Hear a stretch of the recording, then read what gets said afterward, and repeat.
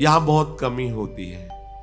ध्यान देने योग्य बात है, मंत्रों पर अविश्वास मत करो, नाम पर अविश्वास मत करो। तुम अनुष्ठान को जानते ही नहीं कैसे किया जाता है। एक कामना की पूर्ति, तुम विश्व की कामना की पूर्ति कर सकते हो, विश्व की कामना की पूर्ति। बोले आप क्यों नहीं कर लेते? क्योंकि हम विश्वात्मा की कामना किए हुए हैं, हम विश्व की नहीं। हम जिस बात की कामना किए हुए हैं उसके लिए विश्व का विस्मरण करना है। मन मन की रुचि जान नेह विधि अनुसरें। हम प्रियालाल की मन की बात जानकर उनकी सेवा में रत होना चाहते हैं। नहीं, नाम और मंत्र में इतनी ताकत है, आप उसको समझ नहीं पाए।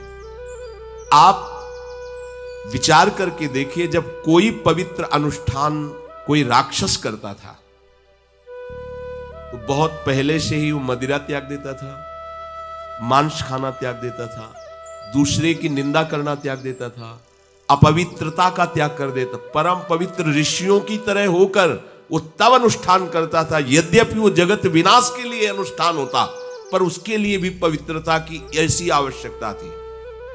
अब आप बेविचार करो, शराब पियो, मांस खाओ, गंदे आचरण करो और बोलो हमने राधा राधा कहा लेकिन काम नहीं बना। वो बोल रहे थे कि कितना भी बड़ा संकट हो, फिर बोल रहे हैं।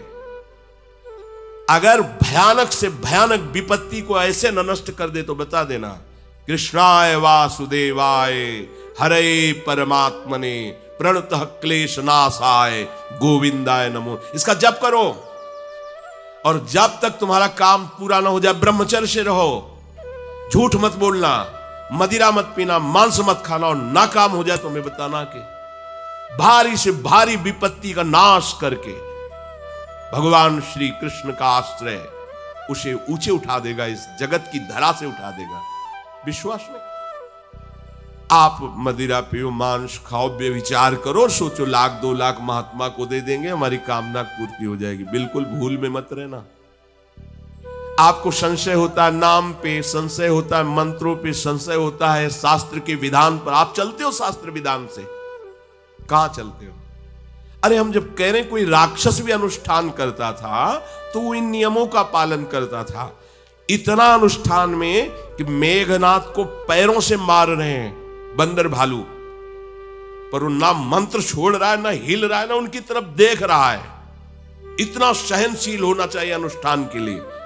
किसी कामना की पूर्ति के लिए सांगोपांग अनुष्ठान करो, भला कामना की पूर्ति ना हो जाए? नहीं, आप शास्त्रों में पढ़ के देखो, संतान उत्पत्ति के लिए कैसे व्रत, पयोव्रत का कैसे अनुष्ठान किया। पवित्र रह करके इतनी इतनी मात्रा में ये आहार लेना है। इस मंत्र का जब भगवान गर्भ में आ गए, क्या चाहिए तुम्हें? भारी से भारी विपत्ति को दूर करने के लिए आर्त भाव से पुकारो भगवान को। तुम्हें धनी बनना है, अनुष्ठान कीजिए। हम कह रहे किसी विशेष मंत्र आदि की तरफ ना बढ़िए, बोलिए राधा राधा। क्या चाहिए आपको? कृष्ण कृष्ण बोलिए। सब मंत्रों का सार है नाम में, आप बोलिए तो नाम। पवित्र होइए, गंदे आचरण छोड़िए। क्या चाहिए आपको? भगवान का नाम जहां गूंजता है वहां ऐश्वर्य अपने आप चरणों में लौटता है। अब छल कपट करो, हिंसा करो, गंदे आचरण करो, सोचो हम बहुत बड़े धनी बन जाएं, तो दुष्कृति का फल दरिद्रता और दुख होता है। सुकृत का फल ऐश्वर्य और सुख होता है। अब लगाओ तुम कांटेदार वृक्ष और चाहो कि हमको रसीला फल प्राप्त हो, तो इसे मूर्खता ही कहते हैं। फिर दोष देता है काल, कर्म, ईश्वर को, शास्त्रों को, मंत्रों। अरे कुछ नहीं, नाम मंत्र में जरा सी भी अनुष्ठान में त्रुटि हो जाए तो उसका फल बदल जाता है। आप कहां अनुष्ठान कर रहे हैं? कौन सा अनुष्ठान कर रहे हैं? सबसे पहला नियम अनुष्ठान का होता है पवित्र आचरण, ब्रह्मचर्य, सत्यवाद, पवित्र भोजन, संयम से। कोई भी अनुष्ठान कर, किसी भी विषय का अनुष्ठान करके देखो, अभी हो जाएगा। ये तो हमसे नहीं होगा, तो फिर आप बड़ी बड़ी कामनाएं करते हो, हवा में कामनाएं पूर्ण हो जाएंगी। किसी की भी काम, किसी का भी महाबली या तेजस्वी पुत्र पैदा हुआ, उसको देखो कैसे रहा है, उसके माता पिता कैसे आचरण किए हैं। 10,000 वर्ष तक भगवान श्री हरि में मन लगाकर निरंतर मंत्र जपने पर कश्यप और विंता जी ने भगवान गरुण जी को प्रकट किया। भगवान गरुण जी श्री हरि के वाहन, प्रथम पुत्र अरुण जी जो सूर्य के सामने बैठे हुए हैं, सारथी बने 10,000। करदम जी भारी तपस्या करके पत्नी प्राप्त कर रहे हैं, तो भगवान स्वयं कपिल देव जी के रूप में अवतार ले रहे हैं। बिना भजन के, बिना पवित्रता के, बस कामनाओं की पूर्ति, हवा में कामनाओं की पूर्ति हो जाएगी। मनमानी आचरण, कुछ नींबू काट दो, उसमें सिंदूर रख दो, या कलावा बांध दो, या अंगूठी बांध लो, या जंतुर मंत्र बांध लो, भस्म, इनसे कुछ होगा? कुछ नहीं होगा। राधा राधा राधा राधा राधा, जो कर चाहोगे हो जाए, पर पवित्र आचरण, साथ में पवित्र आचरण हो। एक किसान भी अन्न बोता है तो खेती को तैयार करता है। आपको अपने हृदय की भूमि तैयार करनी होगी। कामना पूर्ति के लिए ऐसे थोड़ी चला जाता है। देखो ना, ऐसे एक चपत लगा दी सुरुचि ने, क्योंकि उसकी रुचि के खिलाफ हुआ कि वो पिता की गोद में बैठना चाहते थे। क्षत्रिय बालक माता के पास गए, उनका नाम सुनीति है।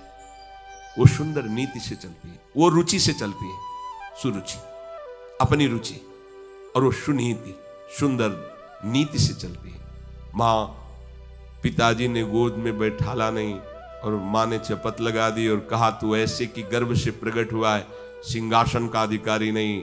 अगर तुझे सिंहासन पर बैठना है तो जा तपस्या कर और मेरे गर्भ से प्रकट हो। तपस्या इस बात की कर कि मेरे गर्भ तब कहीं तू पिता की गोद में बैठ सकता है। बोले हाँ बेटा। महाराज तो मुझे दासी भी मानने के लिए तैयार नहीं है। बेटा, भगवान नारायण का जिसने आश्रय लिया उसकी कोई कामना अधूरी नहीं रही। जाओ तुम भगवान श्री हरि का आश्रय लो, वही तुम्हारी कामना की पूर्ति करेंगे। मेरे में तो कोई सामर्थ्य नहीं, पर मैं आशीर्वाद देती हूं। मेरा आशीर्वाद कवच की तरह तुम्हारी रक्षा करेंगे। 5 वर्ष का बालक चला भगवान की प्राप्ति के लिए। वो प्रेम नहीं चाह रहे हैं, वो पद चाह रहे हैं। कैसे जीवन व्यतीत किया देखो। 6 महीने की बात। बोले 6 महीने में, 6 महीने में एक छोटा सा बालक इतना कष्ट सह रहा है। 6 महीने तो बहुत समय हो गया। भगवान तो इससे भी बहुत करुणा में एक आर्त पुकार में उपस्थित हो जाते हैं। एक बार जिन नाम ली हित सो होय अति दीन। अगर कोई कामना नहीं है, केवल प्रभु की मिलन की चाह है और हृदय आर्त भाव से पुकार दे तो दूसरा नाम नहीं लेना पड़ेगा। एक बार जिन नाम ली हित सो होय अति दीन, ताको संग न छाणहि ध्रुव अपनो कर लीन। ये महाऋषि शेखरों के वचन है, कोई ऐसे मिथ्या वचन थोड़ी। श्वास को भी रोक लेते हैं। भगवान का जो मंत्र श्री देवर्षि नारद जी ने दिया उसी का ध्यान कर। ऐसा पद मिला कि सप्त ऋषि परिक्रमा करते हैं। ना उनके पिता को मिला, ना उनके पितामह को मिला। इसके आगे तो है ही नहीं। उत्तानपाद, महाराज मन, ब्रह्मा, बस ऐसा पद मिला कि किसी को पद नहीं मिला। पर आप देखो कामना की पूर्ति के लिए कैसे निष्ठावान हो करके, प्राणों को समर्पित करके भगवान की आप बीड़ी सिगरेट पियो, प्याज लहसुन मांस मछली दुनिया की दलित दुराएं करो, हाँ हमारी कामनाओं की पूर्ति हो जाए। बेकार बकवास करते हैं लोग आकर। परमार्थ को एक हंसी बना दिया है, एक मजाक बना दिया है। संतों को एक नाटक बना दिया है। संत मार्ग को एक उपहास का स्वरूप बना दिया है। हमारी ये कामना की पूर्ति कर दो। उनका जीवन कामना की पूर्ति के लिए तुम्हारे है। अरे तुम्हें निष्काम करके भगवत साक्षात्कार कराने के लिए कि ये छोटी मोटी जिनमें तुम फंस कर तुम्हारी दुर्गति हो रही, उसी में और वो बढ़ावा देने के लिए। पर संसार तो अपनी बात मानता है, उस ना शास्त्र की बात मानता है ना संतों की। समस्त कर्म बंधनों को छिन्न भिन्न करने वाला अखंड चिंतन है। वो क्यों नहीं होता?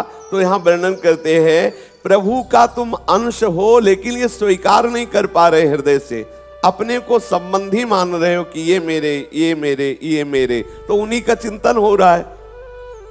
जननी जनक बंधु सुतधारा तंधन भवन सुहृद परिवारा, इनको हम अपना माने हुए, तो इन्हीं का चिंतन हो रहा है। आप देख लो, चाहते हैं सतत भगवत चिंतन, संबंध रखे हैं जगत के संबंधियों से, शरीर से, कैसे हो? ये बहुत सूक्ष्म विषय, ये काटना पड़ेगा। आज काटो चाहे अगले जन्म में, चाहे 1000 कल्प के बाद। और अगर आप ये मान रहे हो कि अगर हम इनको अपना ना मानेंगे तो इनका भरण पोषण नहीं होगा, ये दुखी हो जाएंगे, इनको प्रभु का मानो, कर्तव्य का पालन करो, क्या परेशानी है? ये प्रभु के थे, प्रभु के है, और सही पूछो तो प्रभु ही है। नहीं समझ पा रहे हो? इनको केवल अपना मानना ही आपके हृदय में बाधा पहुंचाने वाला है। प्रभु के संबंध से इनको यदि मान लो तो आपको कोई बाधा नहीं पहुंचेगी। परिवार में रहते हुए भी कितने सिद्ध महापुरुष हुए हैं जो भगवत अनुराग में छके हुए। मनुष्य जब तक प्रभु से अपना संबंध वास्तविक हृदय से स्वीकार नहीं करता तब तक अनन्य चिंतन नहीं होता। एक एक बात अमृत जैसी है। हृदय से हमारा भजन नहीं होता, प्रश्न करते हैं लोग। किनका भजन होता है? जिनको आपने अपना माना है। देख लो, शरीर को अपना माना, संसार को अपना माना, उसी का भजन हो रहा है। प्रभु वास्तविक अपने हैं, मानने की जरूरत नहीं है, वो तो है ही, स्वीकार कर लो।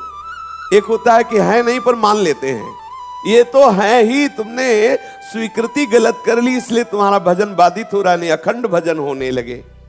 जब तक आप इस संबंध को हृदय में स्वीकार नहीं करेंगे तब तक विमुखता बनी रहेगी।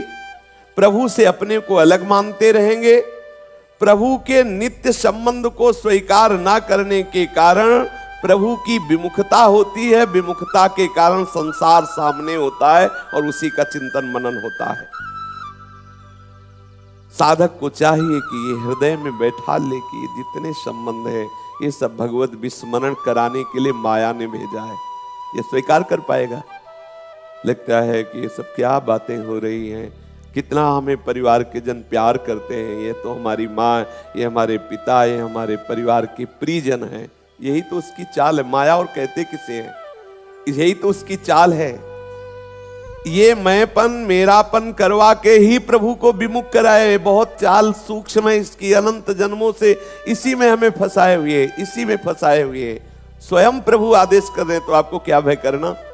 स्वयं प्रभु बोले ना, मन मना भव मत भक्तो माद्याजी माम नमस्कुरु।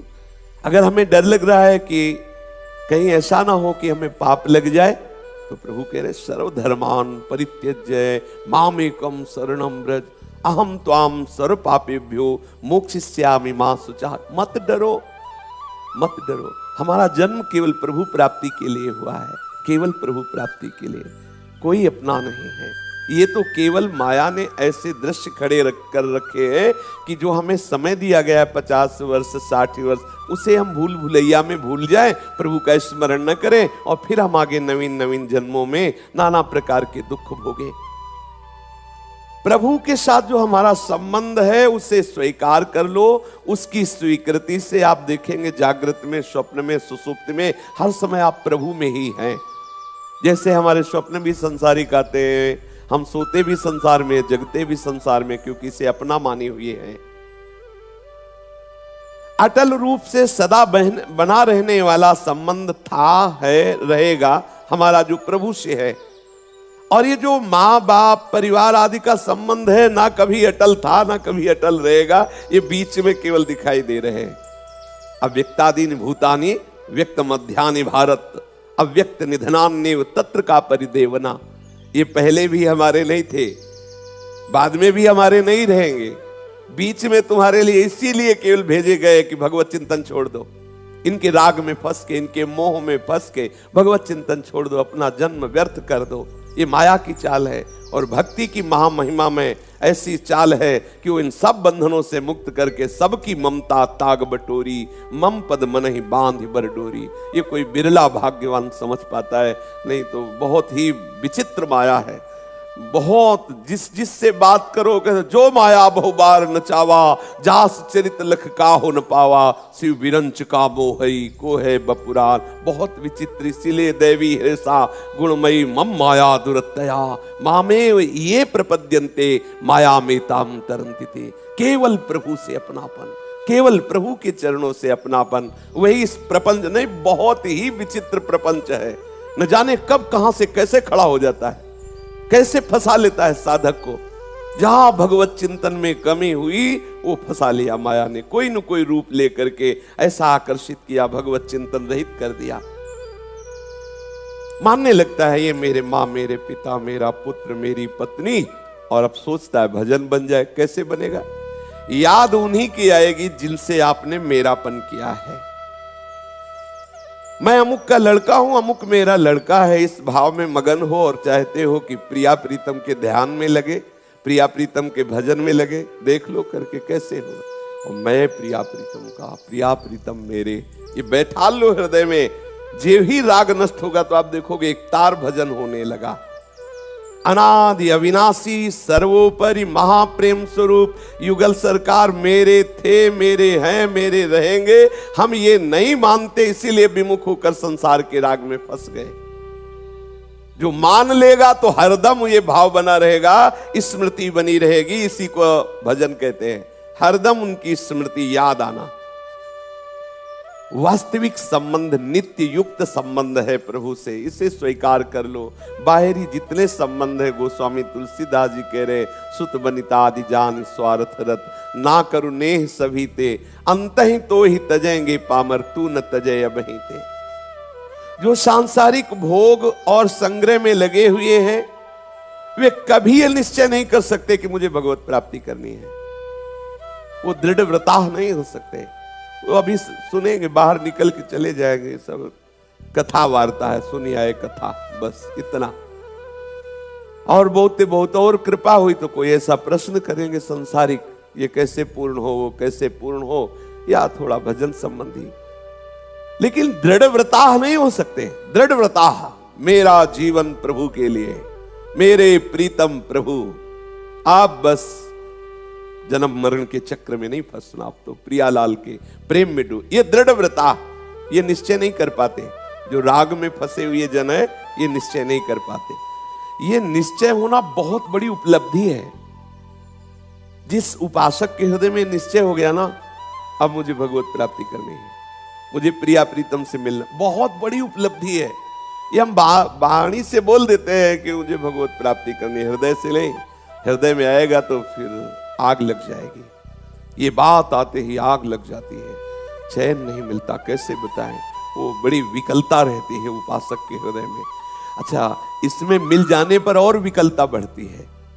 तन मन के बिछुरे नहीं, चाह बढ़े दिल रहे। इसमें थोड़ी कि भाई मिल गए तो अब बस शांति हो गई, नहीं। मिले हुए भी और मिलने की चाह, देखते हुए भी और देखने की चाह, डूबे हुए पर और डूबने की चाह। क्योंकि प्रेम प्रतिक्षण वर्धमानम है, इसलिए कभी तृप्ति का अनुभव नहीं होता। महारस में निमग्न होते हुए भी वो उस महारस के लिए तड़पता रहता है। इसलिए भगवत रसिक रसिक की बातें, रसिक बिना को समझ सके ना। सांसारिक भोग और संग्रह की तरफ जिसकी वृत्ति है, वो ये निश्चय कर सके कि मुझे भगवत प्राप्ति करनी है, नहीं हो सकता, उससे नहीं हो सकता। इसलिए ये सांसारिक भोग, ये सांसारिक संबंध, ये सांसारिक राग ही मुझे प्रभु के मिलन में बाधा पहुंचा रहे, ये हृदय में बैठा लिए।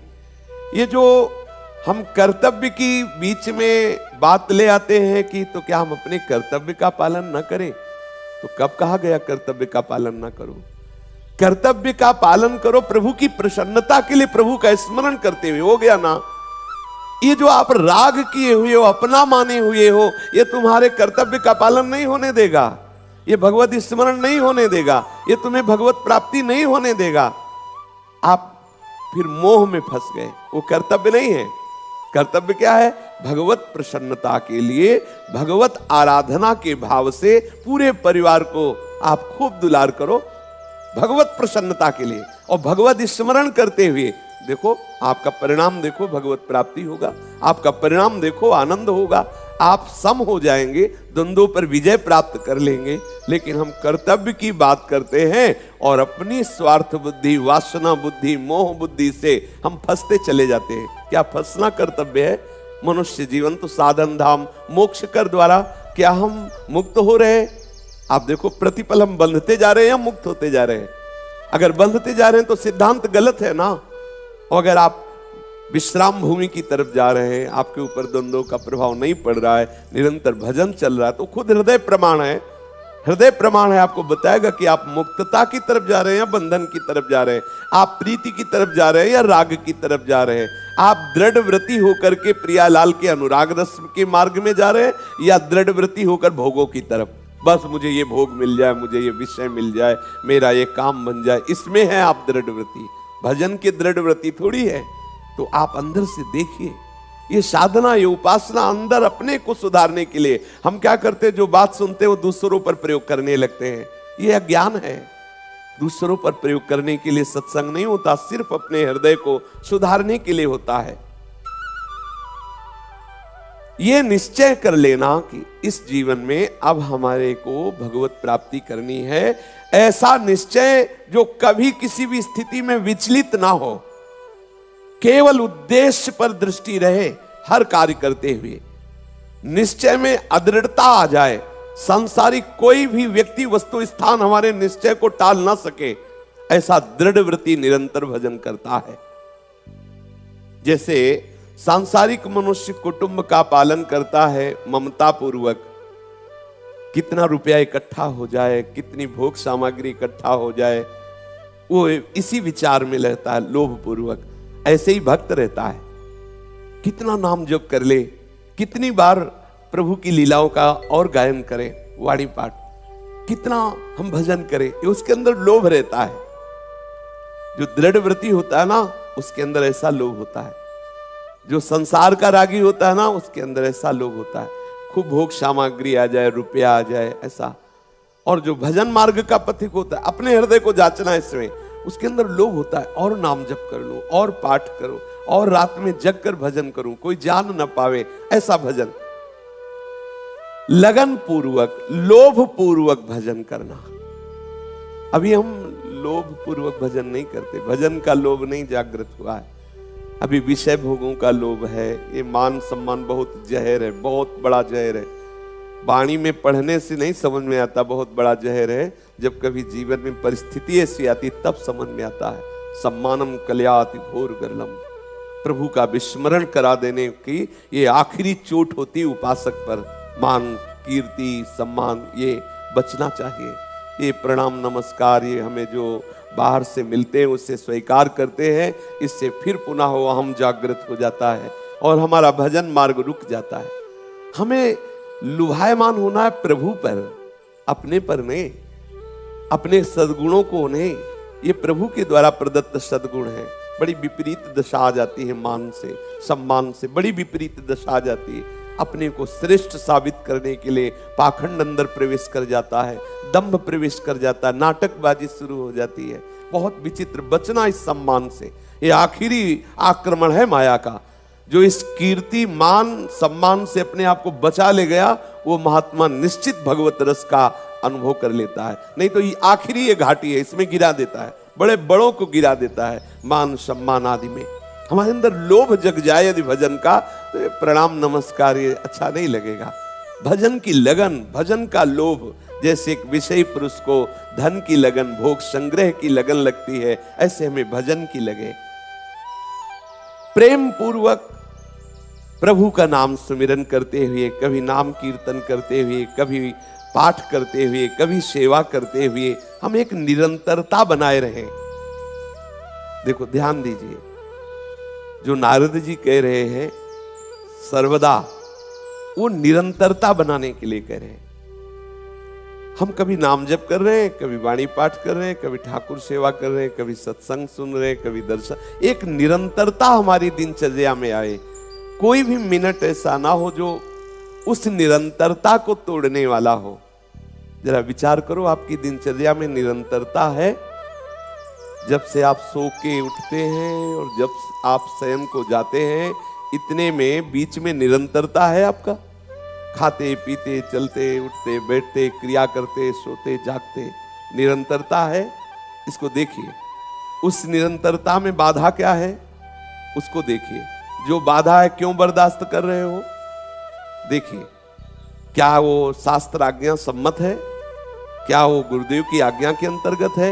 यदि नहीं तो उसे बर्दाश्त क्यों कर रहे हो? ये बहुत जल्दी हमें मार्ग तय करना है, ज्यादा समय नहीं है।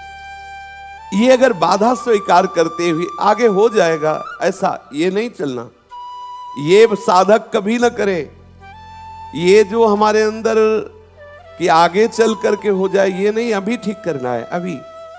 फिर देखिए, सुबह से लेकर शयन तक आपकी दिनचर्या में कोई ऐसी बात है, कोई ऐसी चेष्टा है जो निरंतरता में बाधा पहुंचा रही हो, जांच कीजिए। यदि है तो क्या गुरुदेव की आज्ञा है, क्या शास्त्र की आज्ञा है? यदि नहीं तो आज अभी इसी क्षण उसको त्यागने का निश्चय करो। ज्यादा समय नहीं, लंबा मत खींचो। जो वस्तु, जो व्यक्ति, जो स्थान, जो विषय आपकी निरंतरता में बाधा पहुंचा रहा है, हमें हटना होगा। हमें अंदर से उसका राग त्यागना होगा। अगर आप राग त्यागेंगे नहीं तो हो सकता है आप सोच रहे हैं आगे चलकर निरंतरता में आ जाएंगे, और हो सकता है वो राग आपको जितना भजन होता है उससे भी नीचे गिरा दे, गिरा ही देगा, क्योंकि आप ढीले पड़ रहे हैं। आप सावधान हो करके जितना जितना आप राग त्यागते जा रहे हैं उसको तो स्वीकार ही ना कीजिए, और जो निरंतरता में बाधा रहेगी उसको हटा दीजिए। समय नहीं अपने पास। सच्ची मानिए, बहुत आपको लगता है बड़े चैन से कट रहा, हाहाकार मचा है, माया का तूफान चल रहा है, तुम्हें नहीं दिखाई दे रहा है, वो केवल आपके समय को नष्ट किया जा रहा है। आप जल्दी से जल्दी मुक्त हो जाइए, जल्दी से जल्दी भगवत अनुराग में डूबिए। कोई यहाँ साथी नहीं है, किसी की तरफ मत हेरो कि ये साथ आ जाए तो हम आगे बढ़े। नहीं नहीं, तुम आगे बढ़ो, उसको प्रभु देख लेंगे। अगर आपको ऐसा लगता है तो आप मार्ग भले बता दीजिए, पर आप खड़े मत होइए, नहीं तो आपका मार्ग रुक रहा है। चलते चलते बता दीजिए और आप चलिए, क्योंकि ये इतना समय नहीं कि आप खड़े होकर किसी को बताएं। बहुत ये आंतरिक वेदना युक्त हम आपको बात कह रहे हैं, अंदर के दर्द भरी बात कह रहे हैं, बिल्कुल चूकिएगा नहीं। बहुत बढ़िया अवसर मिला, नहीं बहुत बहुत वो हृदय में जब ये सब समझ में आता है तो लगता है कितने सूक्ष्म फंसाव हैं जीव। समीप बैठे हुए ये लड्डू गोपाल की तरह देखते रहते ठाकुर जी और मुस्कुराते रहते, कभी कभी इन पर भी गुस्सा आती है कि वो फंसता चला जा रहा है साधक, और ये भोग पाते हुए मुस्कुराए हुए बैठे।